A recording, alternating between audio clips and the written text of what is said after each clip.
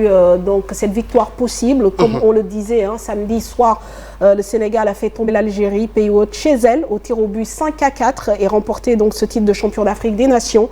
La récompense d'un tournoi solide livré par des lions montés en puissance. À la tête de cette équipe nationale du Sénégal, un coach néophyte, si on peut le dire ainsi, dont c'était la première grande compétition internationale. Un coach dont l'apprentissage du métier en club avec Niary Tally ne fut pas simple. Après ce passage difficile en club, Pape Thiaw rebondit en sélection où il a d'abord accompagné feu Joseph Koto avant d'être intronisé coach titulaire de l'équipe nationale locale.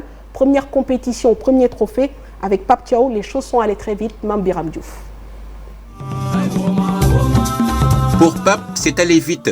Le 14 avril 2022, il est nommé par la direction technique nationale à la tête de l'équipe nationale locale du Sénégal, succédant ainsi à Joseph Koto, disparu tragiquement en octobre 2021.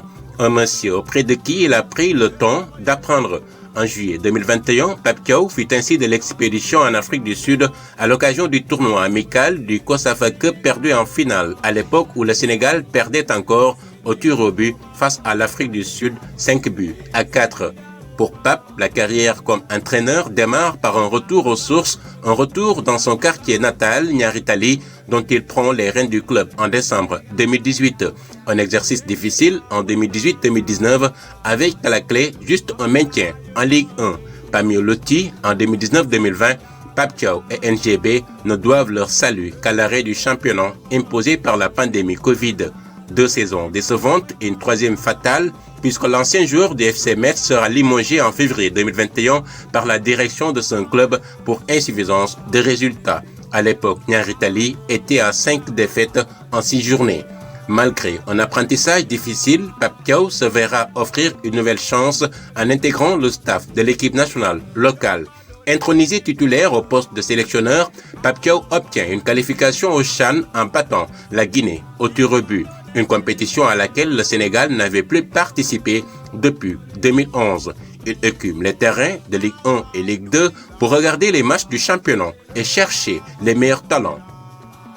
La suite, on la connaît, un objectif plus que rempli avec ce sacre samedi soir au stade Nelson Mandela de Baraki devant le pays hôte, l'Algérie.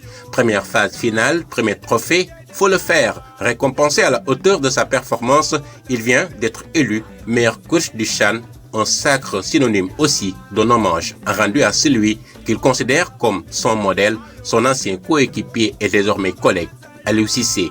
Les deux ont joué ensemble en 2002 en Cannes et Coupe du Monde. Aujourd'hui, ils sont les têtes de gondole de ce football sénégalais qui gagne sur le continent. Voilà, merci Mame Biram. Alors on va faire intervenir